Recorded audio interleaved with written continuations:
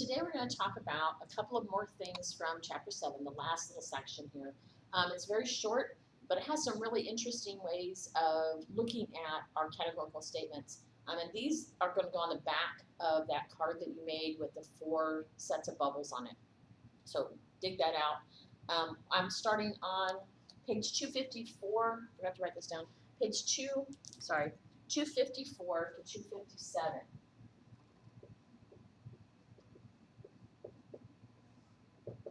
Okay, and this sounds like a torture device, but it's actually really useful. Square of opposition. Now, we're only going to deal with 3 of the rules that this particular construction uses. If you look this up on Google, the Internet Encyclopedia of Philosophy kind of stuff, there's another set, but it's math. And so Dr. Vaughn doesn't go there, so we're not going to either. The square of opposition is a square. Okay. Again, you can draw this in Microsoft Office. And we're using our letters A, E, I, and O. And you remember A, all SRP, E, no SRP, I statements are some SRP, O statements are some S are not P. Okay, and that's just how we're going to kind of pick one thing. So they're set up this way. And there are 3 sets of rules. Okay, so the first rule, and we show this by saying you can go either direction. Okay, I have an infinity line there. Normally when we're doing these, though, we all go one way at a time, but this is just to show that they can go both ways. Contraries. Okay, contraries cannot both be true.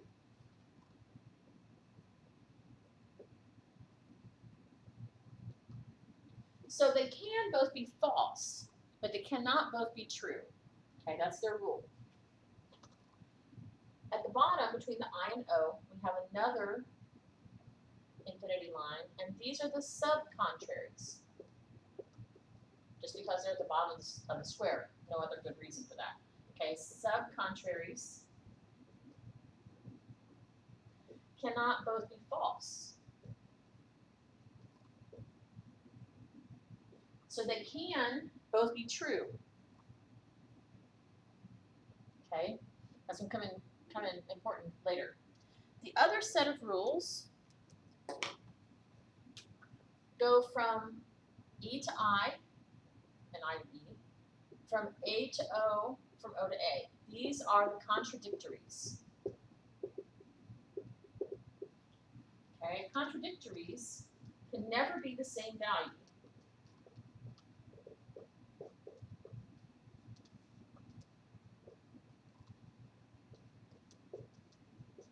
Okay, so if A is true, then O is false. When O is true, A is false. When I is true, E is false. When E is true, I is false. Okay? Those are the 3 rules. Now, we can go all the way around the circle at different points and tell which ones are true based on where we start. Okay? This is the fun part. I know, fun part. I think it's kind of fun. So, and here's how we write the problem. The first sentence that we say is stated as true. No wiggle room. Remember, we are still talking about deductive argument here. So the first statement is true. Since the first statement is true, then what is the second statement? Okay? So if I start out with all S are P, and my second statement is some S are not P. Okay? This is my A statement. This is my O statement. I can write it out this way. I can say since A is true, then O is false. And I have to say contradictories. Okay, they're contradictories. Now, I can also just draw it on my little square. Okay, if I'm going to draw it out, for those of you who are visual folks, A, E, I, O. Okay, I'm doing this particular one. A is true. Put my little T there. draw my arrow the right direction. This one's false. Circle it, put it in parentheses, whatever. There's your answer. That's all you gotta do. You can do one or the other. You don't have to do both on homework, on tests, whatever. Okay? Just make sure your arrows are going the right way. Now, say I start with my all SRP, and my second one is some SRP. Okay, I don't have a line that goes directly between A and I. Okay, so I have to do a little bit more work. Still, since A is true, then O is false, right? You already know that because it's contradictory.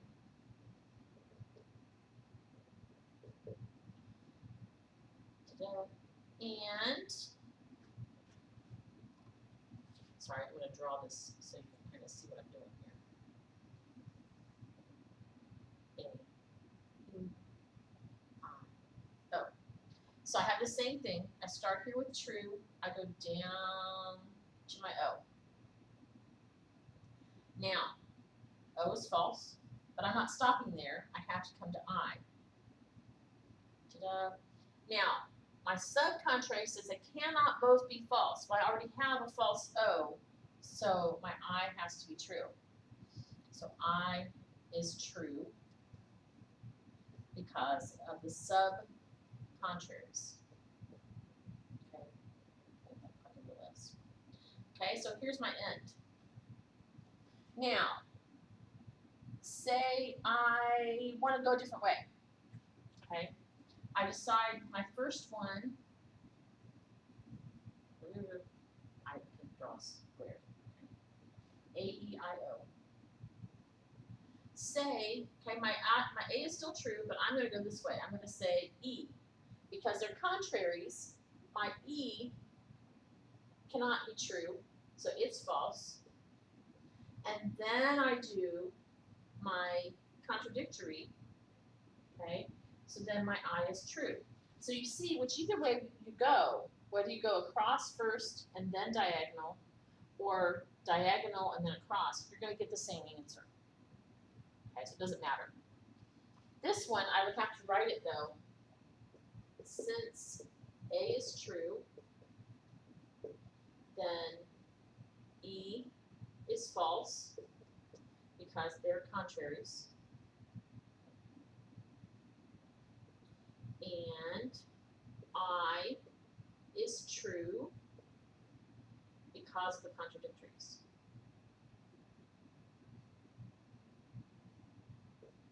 Okay? I get the same answer. I'm just going a different path. Now, we can take this around and around and around. Okay, so if I start out, I'm going to show you what I want on your card. If colors make a difference to you, do them that way. This is what I usually do is with colors. I only have 3 colors. I'm going to have some fun there. So if I'm starting with my true, with A, E is false. Okay, I go across to I is true. Well, my subcontraries cannot both be false. They can both be true. But I have a true here for A. I go across, this one has to be false. Okay, so if I start with my A, that's what that little underline is, and A is true, then E is false, I is true, O is false. Okay? If I start with E, okay, I'm using blue, but you can just use a different color and underline or make it a different font, make it different colors, whatever you gotta do. Okay, so if my E is true, my contrary says my A has to be false. Okay, my contradictories say I has to be false. My contradictories here say O has to be true. Okay, so if I start with E, E is true, A is false, I is false, O is true. Okay, not too horrible yet. If I start with I have a true, can't really tell which one this is going to be yet, okay, because they can both be true, so I have to do something else first. So I to E has to be false. Now here's where my problem comes in. If I'm starting with some S are P, that means some S are not P, okay? So I've got some other issues going on here. My contraries say they can't both be true up here, but E is false, so I can't tell if A is going to be true or false. And since I can't tell about A, I also can't tell about O. Okay, these are indeterminate. Okay, this is where the little wiggle room comes with Venn diagrams. You know, when we have that, depends where we put your X. Here's what it looks like on the square. Okay, the other one, and I'm going to use lowercase for this one. So if you're looking at this a little bit later, you're like, why is this weird? Okay, so my O is a lowercase t. That's where I'm starting. My A is going to be my lowercase f. And I'm in the same boat that I was before. Okay, my contraries, they can't both be true, but they can both be false. My O, my subcontraries cannot both be false, but they can both be true. So in this case, my E is my true false, that's my lowercase, and so is my I, my lowercase. Okay? So if we start with A or E, we can go around the square and be definitively correct, true or false. If we start with I or O, we get the true beginning, we get the contradictory, and then the other two have to be true false. Depends on where you put your X. Okay. So that's kind of how that all works up. Okay. I'm going to pause me for a minute if you want. I'm going to erase, and then we're going to go back to, we're going to do the other part of this, the equivalencies. And you know, I don't edit these videos because I figure my in-class folks don't get me edited. That, and I really hate watching myself on these. I have a couple times and thought, ooh, that's bad. I'm going to make them. It's where these new 7 ones are coming from. Okay, so our other piece of this here, categorical equivalence.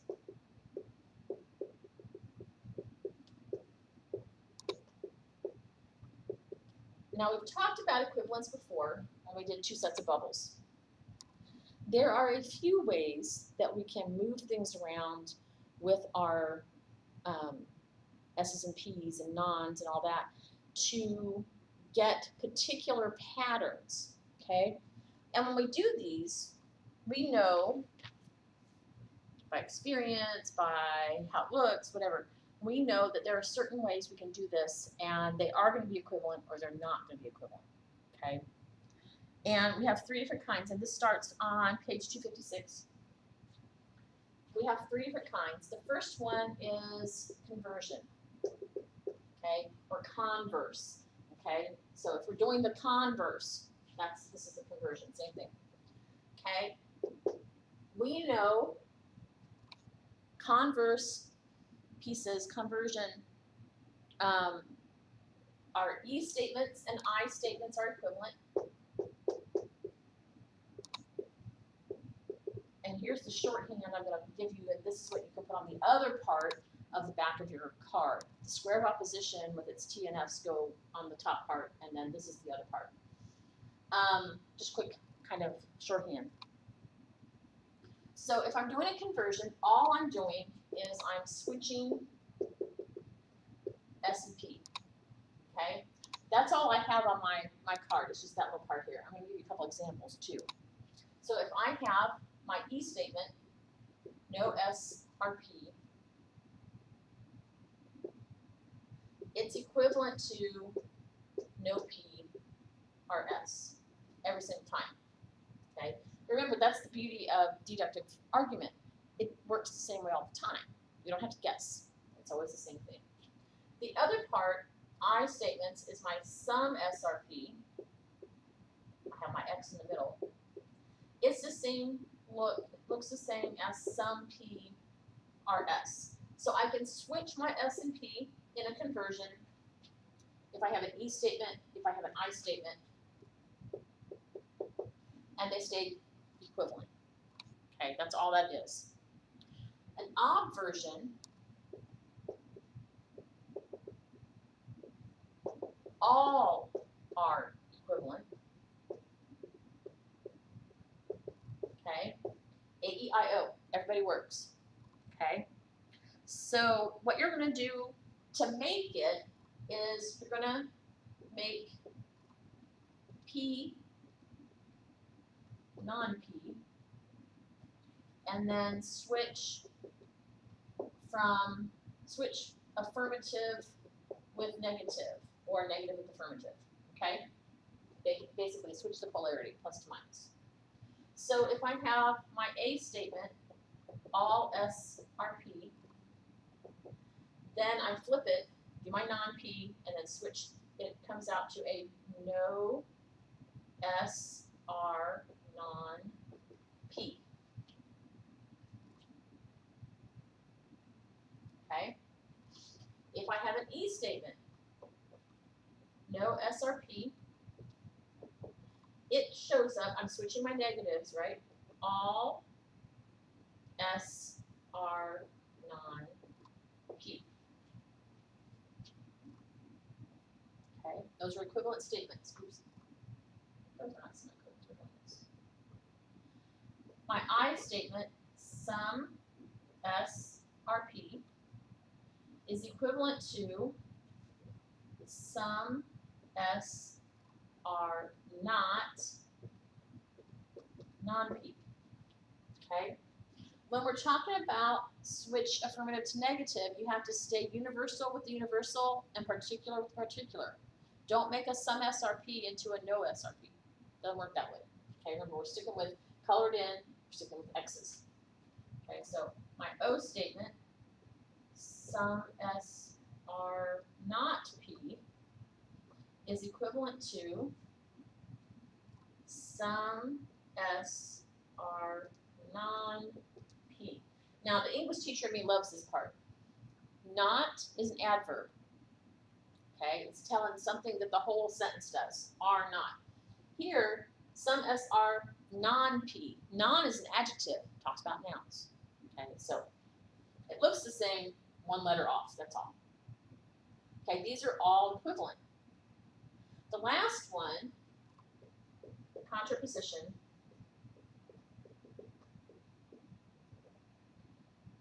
You have A's and O's are equivalent. And what you're going to do is make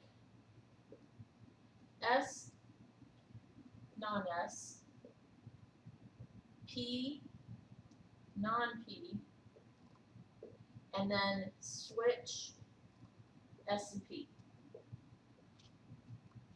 Okay?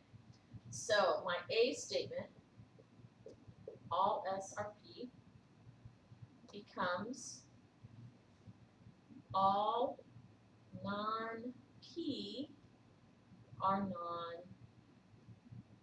non-S. Okay?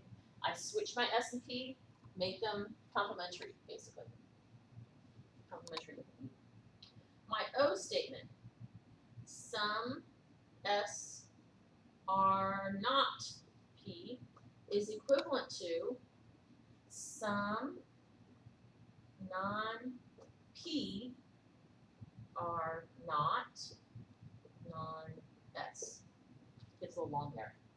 Okay, so switch S and P, make them nons. Okay, now how do we do this in real life? Sometimes it's easier than others. So if I have this sentence, if I have some bunnies are fluffy, I'm going to take this and I'm going to turn it into, I'm going to do a conversion, an obversion, and a contraposition. Okay? So if I take some bunnies are fluffy, I have to add in animals, pets, whatever. Because fluffy is an adjective and I have to hang it on a noun. We don't have to in English, but we have to for logic. And this is going to be an I statement. Okay, I'm not going to translate it. I'm going to use my words. Okay, so if I'm going to do a conversion,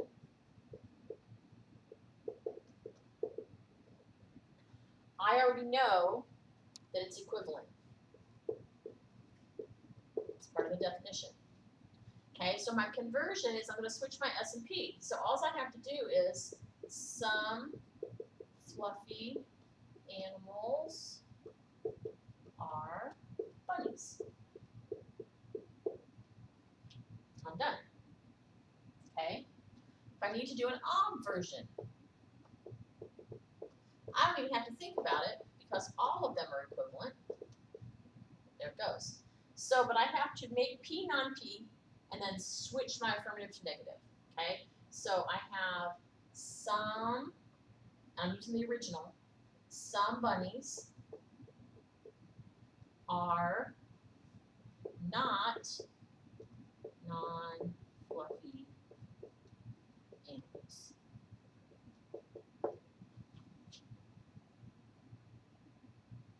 Okay, here's my guy. Some S are not non-P, not non-P. Okay, and I mean you can S and P things so that you have it kind of together. Now the last one, the contraposition. This is not equivalent. Okay, only A's and O's are. I have an I statement.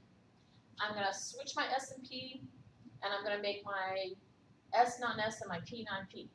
So I have some non-fluffy animals are non-bunnies.